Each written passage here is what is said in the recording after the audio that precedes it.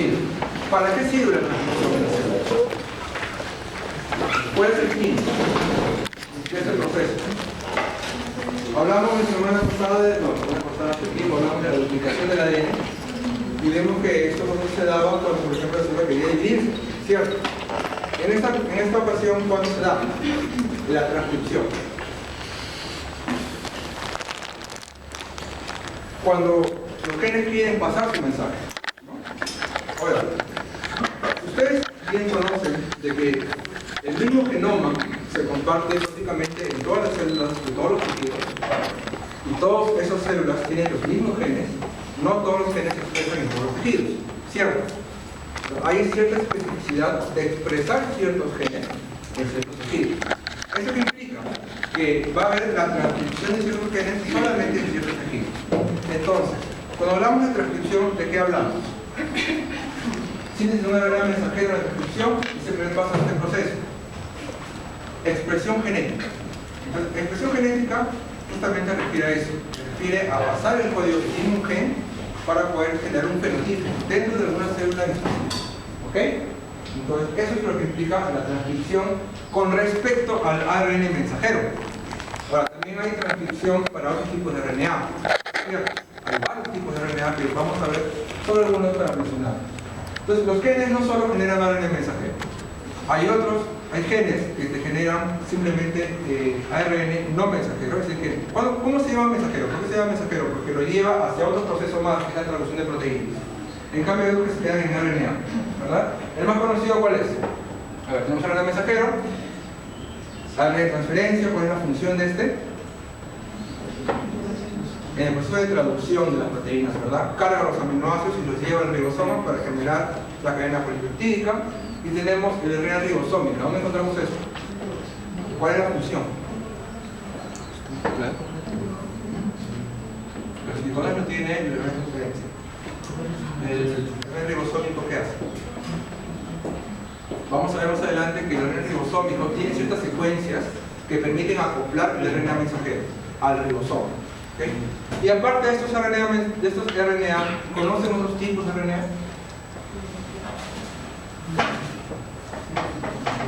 ¿Han escuchado hablar de los RNA de interferencia?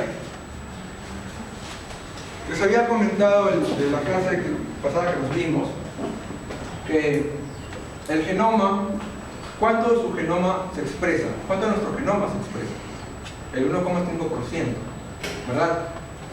Pero el resto, el otro 98,5% que no se expresa aparentemente, hace poco se ha llegado a descubrir que sí se expresa y genera en su mayoría ciertos RNA llamados RNA de interferencia. ¿Para qué sirven los RNA de interferencia? Sirven para controlar la expresión génica. Entonces, aparentemente, el hecho de que algún gen se exprese en un tejido sí y en otro no, no solamente es parte de ciertas proteínas, sino también de ciertos RNA de interferencia que tienen acción sobre algunos tejidos y sobre otros no. ¿Okay? Entonces, nuestro genoma está altamente activo, al contrario de lo que pensaban antes, que la mayoría era de basura. Características y condiciones de una transcripción. Necesitamos un molde, ¿cierto? El molde siempre va a ser el ADN. ¿Ok? ¿Qué más necesitaríamos para poder generar una transcripción? A ver, veamos. Tenemos el ARN que se va a dar, y acá ustedes tienen que ir viendo la primera característica de la transcripción. Vean el sentido. El ARN siempre se va a sintetizar de 5' a 3'. Sea esté el gen en una de las cadenas o esté en la otra cadena, porque recuerda que la ADN es doble cadena. Y el gen puede estar localizado en cualquiera de las dos. ¿Okay?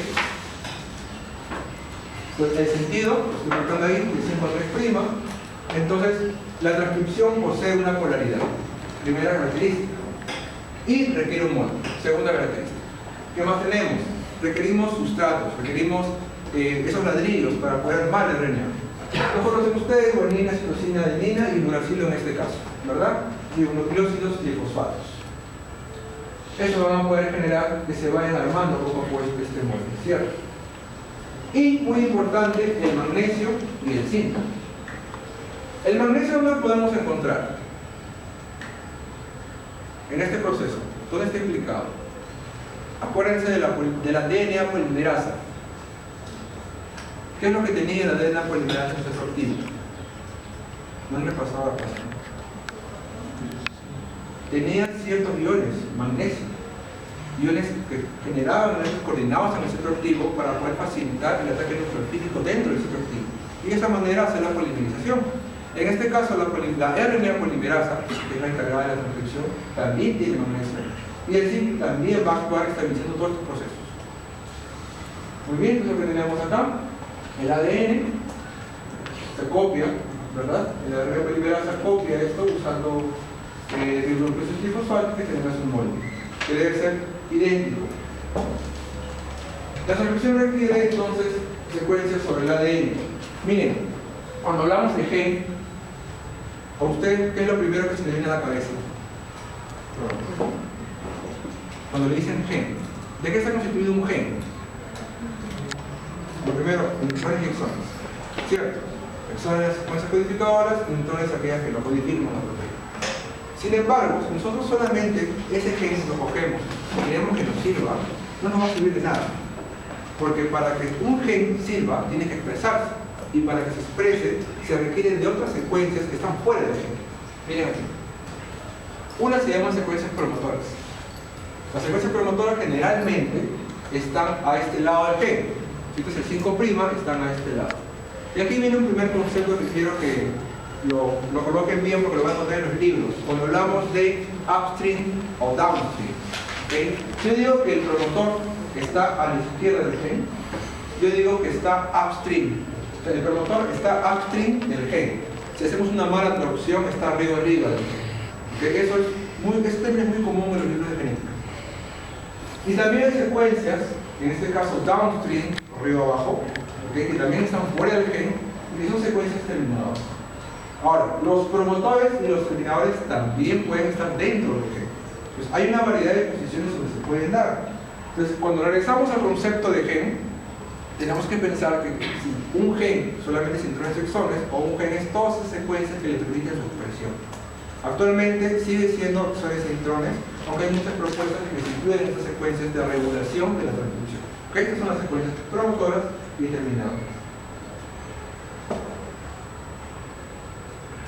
Lo que estaba comentando hace un momento, el genoma, el genes. ¿Dónde están estos genes? Y hay dos cadenas. Pueden estar en cualquiera de las dos, ¿verdad? Pueden estar en la cadena 3 a 5 o de 5 a 3. Este, por ejemplo, es un genoma de una bacteria. Vean ustedes que hay genes, cada raíz explica un gen. Pueden estar en cualquiera de las dos cadenas. Entonces, si les había comentado que el sentido siempre es de 5 a 3', en esta primera hebra de 3 a 5, ¿cómo correrá la polimerasa? ¿De aquí para allá o de allá para acá? De izquierda a derecha, ¿cierto? Y el de abajo, lo contrario, ¿verdad? Entonces, ahora sí, hablemos de lo que es la RNA polimerasa. Así como hablamos de una ADN polimerasa en duplicación que se encargaba de duplicar el ADN, acá hablamos de una RNA polimerasa. Y en muchos sentidos es muy parecida con respecto a la RNA polimerasa en varias cosas. Esta posee una estructura, como lo vemos acá, tiene una beta, beta', dos alfas y un factor sigma. En la parte de abajo ponen al factor sigma separado. ¿Y esto por qué? Este de aquí forma el núcleo central y generalmente ya está acoplado. Y cuando se va a dar una transcripción, recién se acopla el factor sigma. Este factor sigma tiene cierta especificidad por ciertas secuencias y ciertos genes en bacterias. Entonces, dependiendo de la situación de estrés de la bacteria o de la situación alimenticia, se va a unir cierto factor sigma para poder expresar ciertos genes. Cuando ya tenemos la enzima completita, ¿cómo se llama esto? Holoenzima, ¿no? Entonces, dependiendo del factor sigma, en qué momento se une, cuál es la que se une. La que abarca la mayor cantidad de transcripción en bacterias es la sigma 70. Aquí estamos, la RNA polimerasa de E. coli, vean, tiene un beta', es sencilla, ¿cuál es la función? Ligar el DNA molde, es decir, es el encargado de unirse al molde del DNA. Luego tenemos el beta, que lo que se va a encargar es unir el sustrato a los nucleósidos trifosfatos. ¿Okay? Los alfa permiten el ensamblaje y la estabilidad de todo este complejo proteico. Y tenemos un lugar omega, ¿okay? Que actualmente no tiene función conocida, pero también está escrito ahí. El sigma, lo que les decía, el reconocimiento del promotor. Justamente les decía eso de en qué momento se va a unir un factor sigma y se va a unir reconociendo ciertas secuencias promotoras. Ya les había dicho que las secuencias promotoras eran las que iniciaban, o las que permitían iniciar la transcripción. Entonces ahí sigma 70, 32 y 34, la 70 es la que permite mayor actividad transcripcional en bacterias. Otra vez aquí, miren, aquí está el magnesio que les comentaba, que está en el centro activo. Justamente ahí es donde va a tener acción este magnesio. Va a permitir los ataques nucleofílicos, ¿ok? Para que se puedan romper enlaces y unir poco a poco el nucleósido trifosfato. Tienen los NTPs que ingresan a través de esta subunidad beta, ¿ok? La beta primas de contacto. Y tenemos otras adheridas, miren, que tienen una cola alfa CPD y LD. ¿Qué significa CPD? Carboxi terminal, dominio carboxi terminal, y NTD, dominio N terminal. Recuerden que las proteínas tienen una prioridad, ¿no? Carboxi terminal y N terminal. Solamente tenemos ya esto de acá. Vean ustedes de que dentro de la polimerasa vamos a tener ARN doble cadena, vamos a tener un pequeño segmento de ARN DNA híbrido, ¿ok? Y vamos a tener que en esta sección van a tener que actuar ciertas topoisomerasas, porque la RNA polimerasa va avanzando y va a ir desenrollando con su actividad eficaz. Entonces va generando una tensión aquí. Entonces, necesitamos ciertas topoisomerasas que atajen toda esta situación. Y eso es lo que les comentaba un poco, miren. Primer punto, necesitamos ADN quaternario y la RNA polimerasa puede unirse a ADN de cadena simple, pero cuando se une a cadena doble es donde empieza su mayor actividad, se activa completamente el enzima. Luego tenemos que no requiere cebador. Recordemos, en la duplicación requeríamos que se genere un pequeño cebador de RNA, ¿verdad? Para que este exponga un 3'OH y recién la ADN polimerasa se pegue. En cambio, la ADN polimerasa no requiere eso. Basta con las secuencias promotoras que yo les había comentado. Luego vamos a comentar de qué tratan las secuencias promotoras. ¿Sí? Luego tenemos lo que les comentaba, topoisomerasas que deben relajar la tensión en esta dirección. ¿Esta dirección cuál es? Upstream o downstream.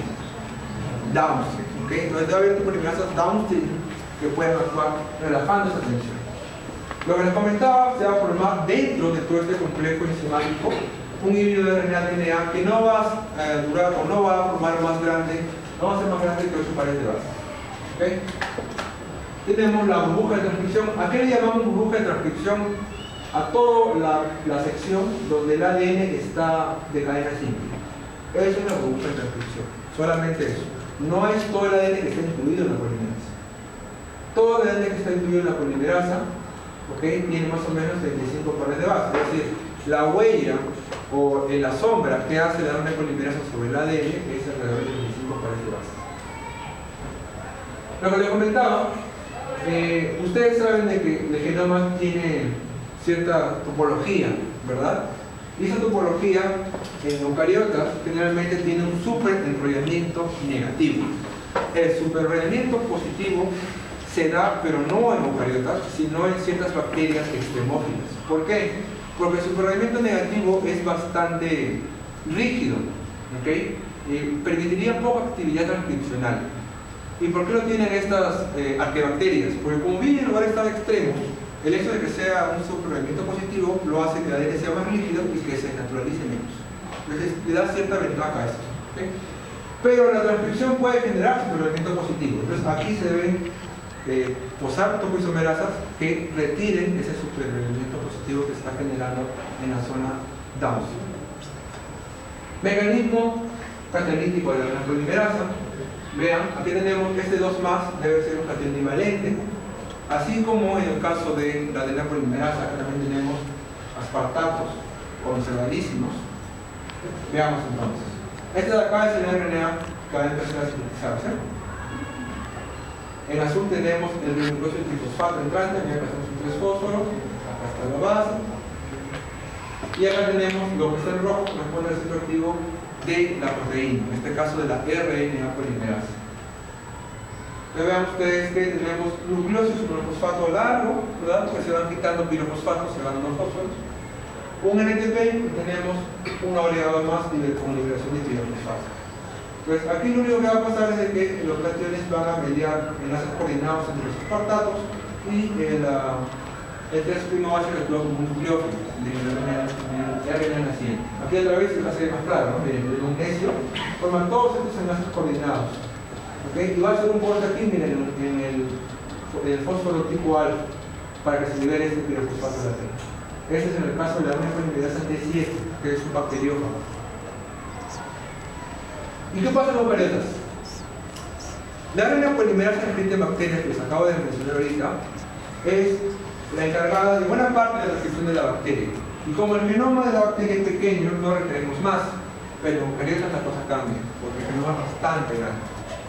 Y vamos a ver que hay varios tipos de polimerasas. Miren, hay polimerasa 1, 2 y 3, cada uno con sus diferentes funciones. Vean, la polimerasa 2 es la más importante. ¿Por qué? Porque es la encargada de transcribir todos los genes y de generar el RNA mensajero. Y otros RNA más que se llaman pequeños nucleares, que lo vamos a ver luego cuando veamos splicing. ¿Qué significa esto?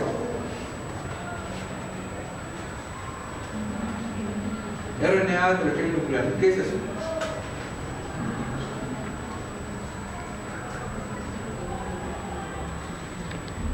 Cuando se da la transcripción, ¿se transcriben solo los exones? Se transcribe todo, exones y intrones. Entonces tenemos un RNA primero, que es un pre-RNA mensajero, que es heterogéneo, porque tiene de todo. A eso se le llama RNA heterogéneo nuclear. Entonces es el transcrito primario. Entonces cuando hablamos de RNA heterogéneo nuclear, hablamos de un RNA que tiene sus exones e intrones. Luego del splicing, eliminamos intrones y recién podemos hablar de RNA mensajero maduro. ¿Estamos? Miren, tenemos también RNA polimerasa 1, que se encarga de transcribir genes ribosomales, 28S, 18S y 5.8S, que se encuentran en eucariotas, y una RNA polimerasa 3, que se encarga de transcribir principalmente estos aquí de la RNA de transferencia. ¿Okay? También una RNA ribosomal. Otras polimerasas se van a encargar de transcribir dentro de mitocondrias y cloroplastos. Ahora miren las unidades que tienen, la cantidad de unidades que tienen estas polimerasas. En bacterias, ¿cuántas eran? Alrededor de 5. Acá es mucho más complejo. No vamos a detallar cada una de las unidades porque no tiene sentido, pero es para que ustedes vean cuál sería el sentido de que tengan tantas unidades. Y es que como el genoma de eucariotas es tan complejo y está asociada a tantas proteínas tipo histonas, requerimos que la polimerasa tenga más proteínas que le permitan hacer contacto con esas otras y poder eliminar poco a poco la topología que tiene el genoma para poder transcribir. Eso explica por qué tiene tantas unidades. Una pequeña comparación: tenemos 2 alfa y 2 beta, un beta prima en el código de las bacterias, y miren todas las unidades que podemos encontrar en una polimerasa de eucariotas. Tremendo, ¿no? Y ahora tenemos un dominio CTD, carboxiterminal, ¿okay? Que es una colita muy importante en la RNA polimerasa 2, que es la principal, ¿verdad?, para transcribir los genes. Esta cola CTD es muy importante porque cuando esta está fosforilada o desfosforilada, va a permitir o inhibir la transcripción de un gen. ¿Okay? Entonces, el inicio de la transcripción va a depender de que esta CTD esté o no esté fosforilada. Y otras unidades más accesorias que le van a permitir a la RNA polimerasa no solamente reconocer el ADN, sino también le va a permitir interaccionar con factores de transcripción que le van a regular. Entonces tenemos la RNA polimerasa. ¿De qué está constituida la RNA polimerasa? De 12 subunidades que se le llaman RPB, del 1 al 12. ¿Okay? Entonces son 12 subunidades, muy conservado, ¿okay? Y tiene homólogos a estas. ¿Dónde se encontraban estas? Estos son componentes de la RNA polimerasa de bacterias. Entonces hay homólogos, justamente porque hay una homología en la actividad, en la función. Y eso es lo que lo comentaba, miren, la colita CTD, tan importante. ¿De qué está constituida esta cola CTD de la RNA polimerasa? De 7 aminoácidos que están acá: tirosina, serina, prolina, purina, serina, prolina y serina, repetidos varias veces. Estos 7 aminoácidos se repiten varias veces y son las serinas las que van a sufrir las fosforilaciones. Más específicamente la serina 2, que se saca, y la serina 5. Esas son las que van a ser fosforiladas y le van a permitir a la RNA polimerasa tener mayor o menor actividad. Bien, el core central, la masa central corresponde el RPB 1 y 2, ¿okay? Lo que les decía, ¿no? El CTD es móvil. requiere nombres. Hablemos ahora entonces de los elementos reguladores. Les había hablado de los elementos reguladores. Hay dos tipos de elementos reguladores en transcripción. Cuando hablamos de proteicos, o sea, proteínas que se van a unir para regular este proceso, son reguladores tipo trans. Y cuando hablamos de secuencias reguladoras, como los promotores, hablamos de reguladores tipo cis. ¿Ok? Entonces, si hablamos de promotores, hablamos de terminadores o de otros parecidos como son los enhancers, los silencios, que son secuencias sobre el ADN, hablamos de reguladores en cis. ¿Ok? Los proteicos son los trans. Lo que les comentaba. Reguladores trans, factores proteicos. Bien, este es un ejemplo de los elementos regulares que pueden haber. Mira, acá inicia el gen. Mira, upstream del inicio del gen tenemos una región en la posición -10, ¿verdad? Cuando estamos, punto número 1.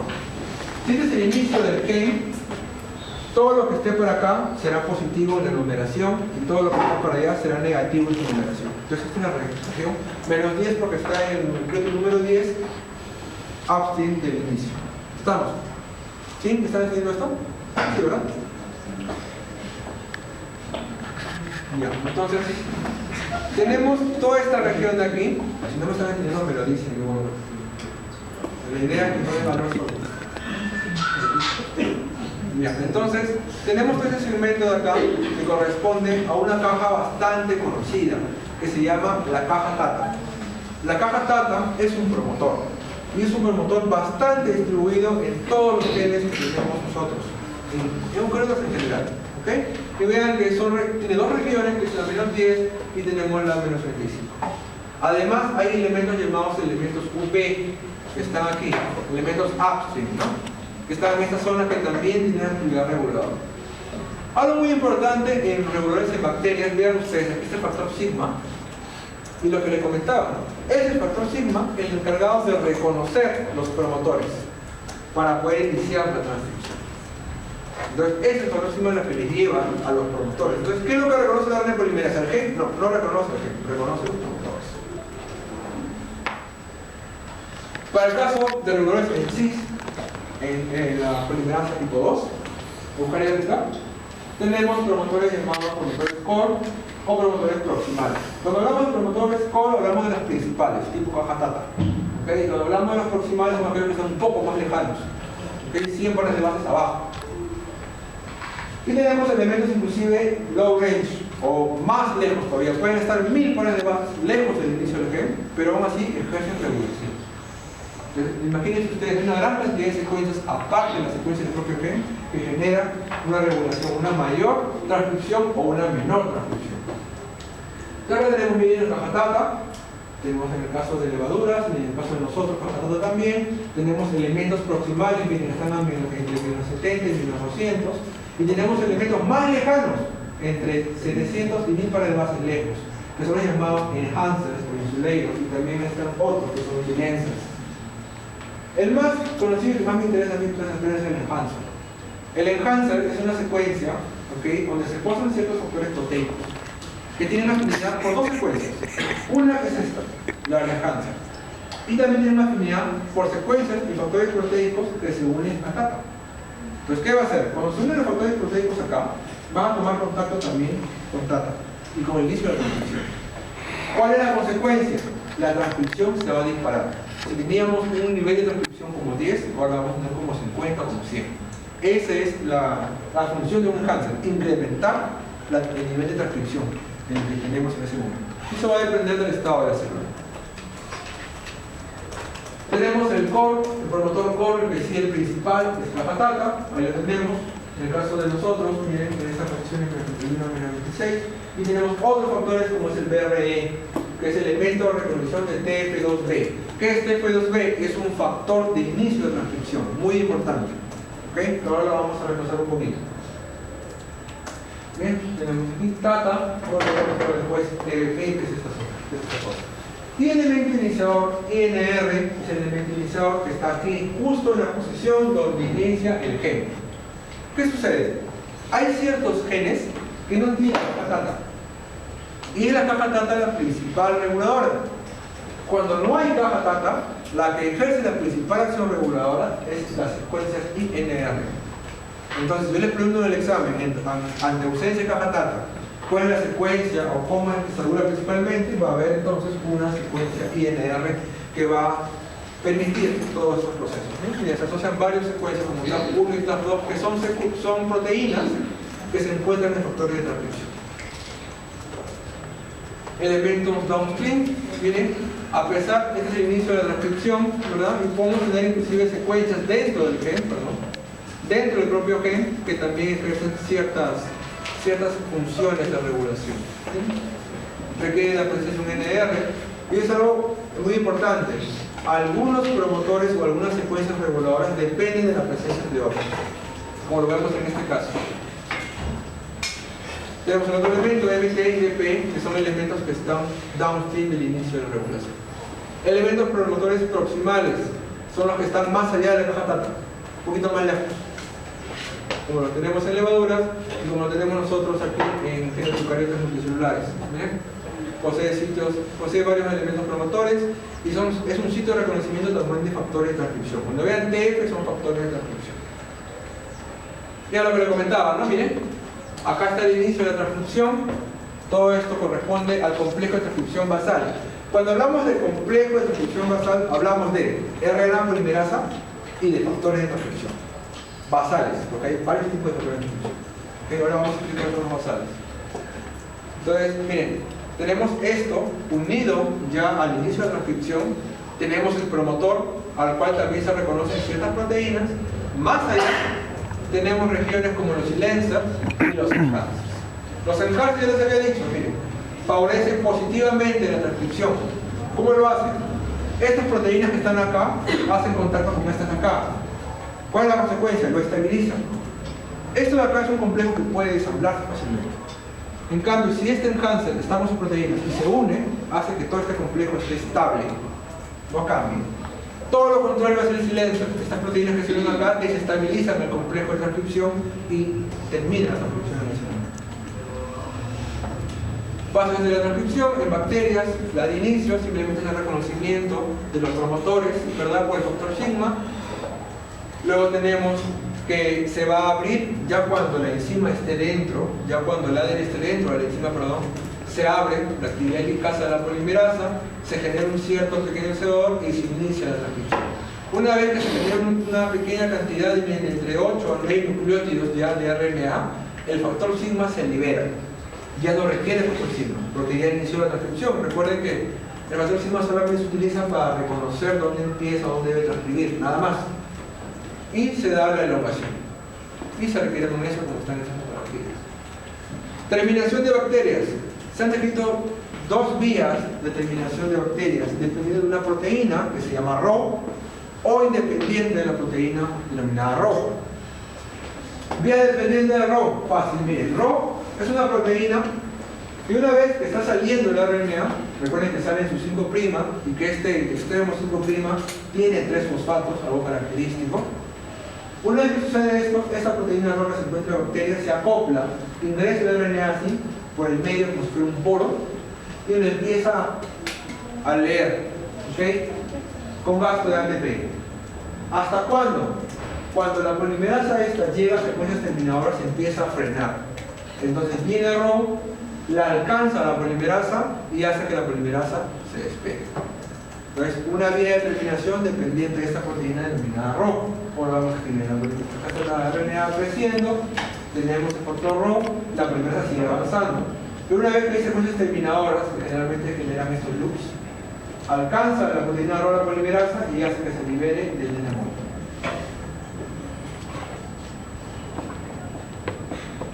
La vía independiente de Rho es directamente en consecuencias.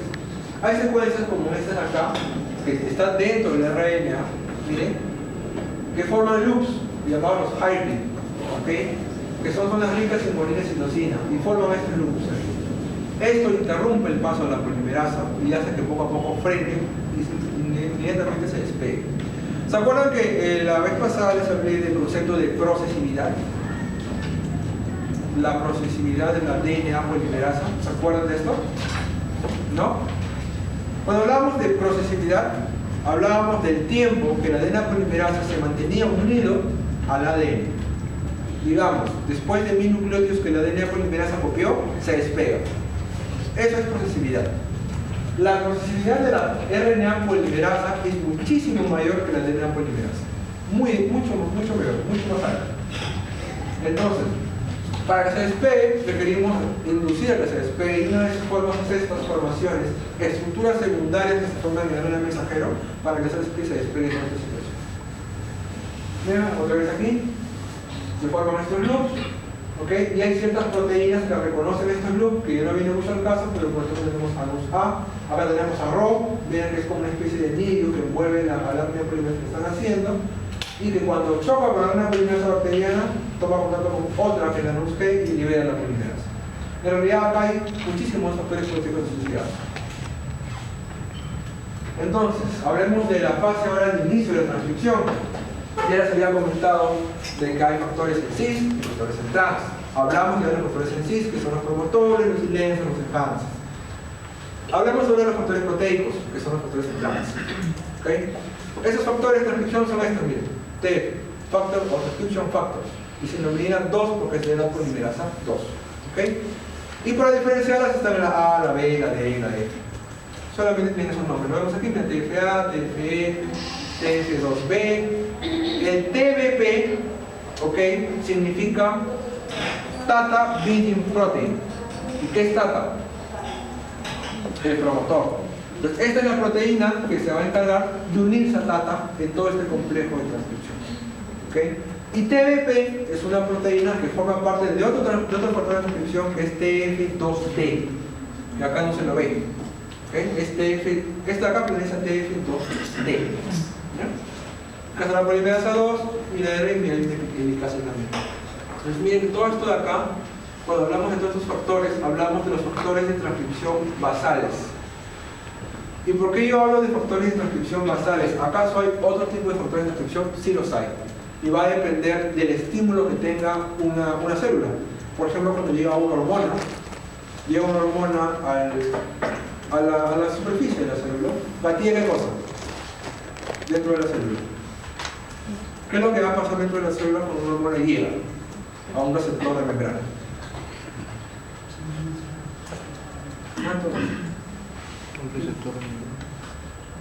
Va a ocurrir cascadas de qué? Fosforilaciones, por ejemplo, fosforilaciones, activación de otros factores, ¿verdad? Segundos mensajeros, ¿cierto? Entonces, esto al final ¿a qué va a llevar? A que se activen ciertos factores de transcripción, que no son los basales. Son factores de transcripción específicos para ciertos genes y que van a migrar del citoplasma al núcleo y que el núcleo va a activar estos factores de transcripción que son los basales. ¿Okay? Entonces hay ciertos factores de transcripción específicos que van a depender del estado celular o del estímulo que se da a la célula para que se active el núcleo. Muy bien, lo que les comentaba, bien, el factor de transcripción TF2D, que es el que tiene al TBP, que es la proteína que va a reconocer la caja Tata, que es el promotor en eucariotas. ¿Cierto? Y aparte de eso, el TBP se une a las proteínas llamadas TAF. ¿Okay? Son proteínas asociadas, ¿no? Son proteínas asociadas o factores asociados a TBP. Eso viene de TAF. TBP Associated Factors, no, en inglés es malísimo, pero eso significa TAF. ¿Okay? Son varios factores, alrededor de 12. Cuando todos están unidos, forman el llamado holo TF2D, que es un gran complejo que se dice de pilotos que es bastante grande. ¿Cuál es el proceso? El que vemos acá es el orden, después se van dando los pasos. Primero tenemos TBP, ya les había dicho, TBP forma parte de ¿qué? De un gran complejo que es el TF2D. ¿Cuál es la función de TBP? Reconoce caja Tata, está aquí, Tata Box, ¿ok? Reconoce, entonces proteína de unión a Tata, reconoce la caja Tata. ¿Qué sigue? TF2B, miren, una vez que se unió, vienen dos factores, TF2B y la A. El B se une a TBP, porque entonces si no está unido a TBP no hay forma de que se une al B, entonces hay un orden. Recluta también, se une a TBP y una vez que se ha unido va a reclutar a la polimerasa, que a su vez va a estar unido a otro factor de transcripción. El A va a estabilizar la unión entre TF2B y TBP. Entonces eso tiene específicamente función estructural, nada más. Lo tenemos aquí, ahí está unido todo este complejo aquí. El TF2F se une fuertemente a la polimerasa 2 y también se une a TF2B y va a impedir la unión de la polimerasa 2 a secuencias de ADN específicas. Muy importante eso. Solamente un inicio donde esté TBP con J y una secuencia de inicio. Aquí miren, está TF2F. Vean que TF2F ya viene cargada en la RNA polimerasa. Va inclusive la transcripción, la elongación se va a dar con la TF2F unida. Y cuando se libere la polimerasa va a seguir unida. ¿Ok? Es un factor de transcripción muy importante. Luego tenemos la TF2E, recluta la TF2H, ¿okay? Y pues actividad es helicasa y ATPasa. Pero además de esa actividad helicasa, la más importante es la TF2H. Esta es la encargada de desarrollar el ADN en el promotor, abrirlo y hacer que se inicie la transcripción. ¿Okay? Es la que tiene la principal actividad helicasa, la TF2H. ¿Okay? Y otra función también muy importante es esta, lo que les había comentado. Para que la polimerasa inicie su cola CTD, que es esta de acá, miren esta colita, que está dibujada acá, la cola CTD del dominio terminal. El TF2H se encarga de fosforilarla. Y una vez que está aquí fosforilada, inicia la transcripción. Es un cambio estructural. La cola CTD está agarrando todo. Se fosforila, suelta y empieza a correr la polimerasa. Esto es de Leider, para que lo lean un poquito en ese capítulo muy bueno. Todos los órdenes que hay, TBP, acá tiene que estar en TF2D, y algunas literaturas dicen que puede estar asociado a TF2A. ¿Okay? Tenemos la polimerasa ya armada con todos sus factores, inicia la transcripción, vean que está fosforilado, inicia la RNA, ¿okay? Vean aquí está lo que les decía, el TF2F siempre asociado, no se va a despegar. Una vez que corren alrededor de 70 a 60 nucleótidos ya transcritos, se liberan los factores TF2E y TF2H.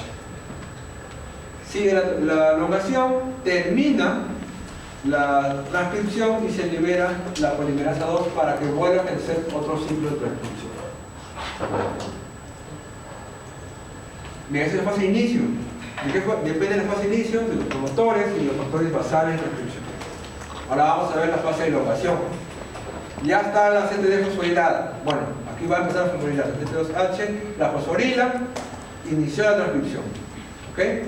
Pero miren, para que inicie la transcripción no solamente basta que TF2H fosforile, porque miren acá, hay fosforilaciones por TF2H y eso hace que la transcripción se dé de manera lenta. Va a iniciar la transcripción, pero lentamente, perdón.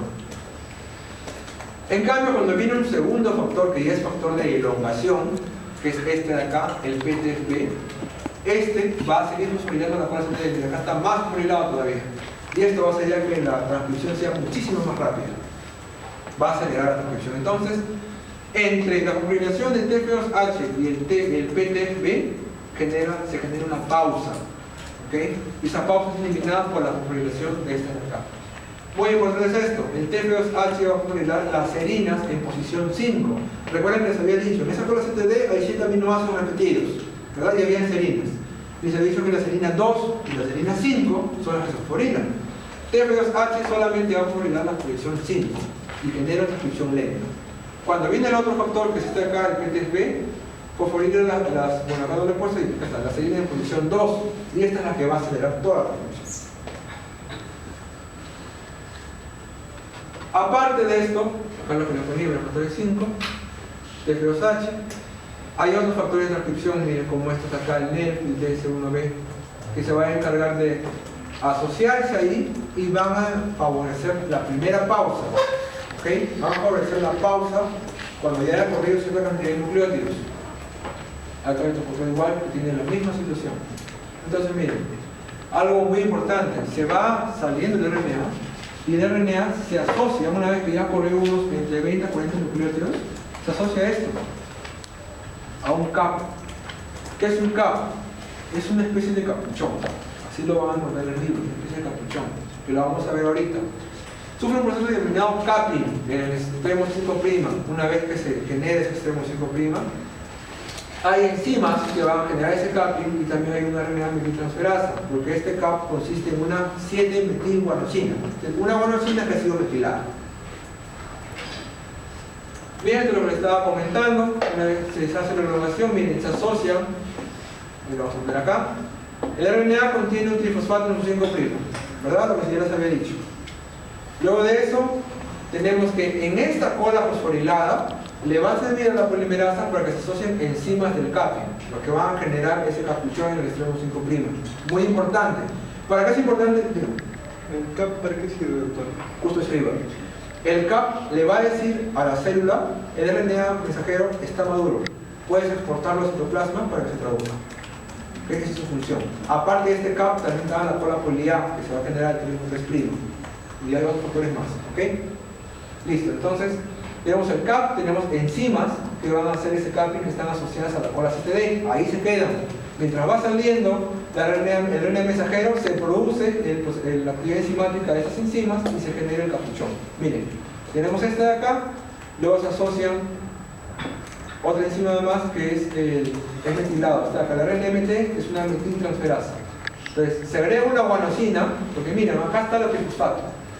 Las enzimas agregan una guanosina y estas segundas enzimas metilan. Entonces, enzimas de capping son las que agregan la guanosina y las enzimas, las metilasas son las que agregan el metil en nitrógeno 7. ¿Qué más tenemos? Miren, el RNA mensajero con el 5-guanosina es estable, pero es débilmente traducido. Es lo que le comentaba a su compañero. Entonces faltaba metilarla, se genera el capuchón maduro y ya puede ser tranquilamente traducido. Pero la metilación del CAP es requerida para que el otro factor, que es este factor EIF4A, ¿okay?, se une al RNA y reclute el ribosoma para la transcripción. Este factor es un factor de inicio de la traducción. Entonces, si no se une este acá, no se va a traducir adecuadamente, no se va a traducir. Entonces requerimos que se una este, y para que se una este requerimos que el 5' tenga su CAP.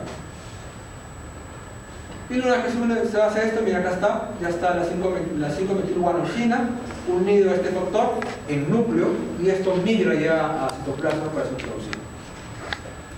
Proceso de capping, lo que les comentaba, tenemos el trifosfato en el 5', viene una fosfodihidroilasa, libera un fosfodihidro orgánico, se agrega la guanosina, la guanidinotransferasa viene, libera un trifosfato, luego viene la guanidil 7-metiltransferasa, luego un cambio nada más en posicionamiento de una transferasa. Y ya está. Vean ustedes que esta guanosina es una guanosina invertida, está como que al revés. ¿Okay? Es una característica. ¿Qué más tenemos? Se genera un puente trifosfato entre esta guanosina y las primeras bases del RNA. Y la primera y segunda base del RNA pueden estar metilados. Es muy común que estén metilados. ¿Okay? Bueno, como lo comentaba, la 7-metilguanosina, vean que hay un puente trifosfatado, la guanosina metilada, acá está el nitrógeno metilado, en posición 7, y a veces, como les decía acá, a veces metilado, la base número 1 o la base número 2. Lo tenemos acá. Y los mismos procesos enzimáticos, ¿no? De la hidrolasa, guanidinotransferasa y las metilasas transferasas. Listo. Proteínas requeridas para la elongación. Ya habíamos hablado de este PTFB era el que fosforilaba las heridas en división 2, ¿cierto? Y después de la pausa de la polimerasa y después de la fosforilación de esta, se gatillaba una rápida transcripción. Una vez que se asocia, va a facilitar la disociación del NEL.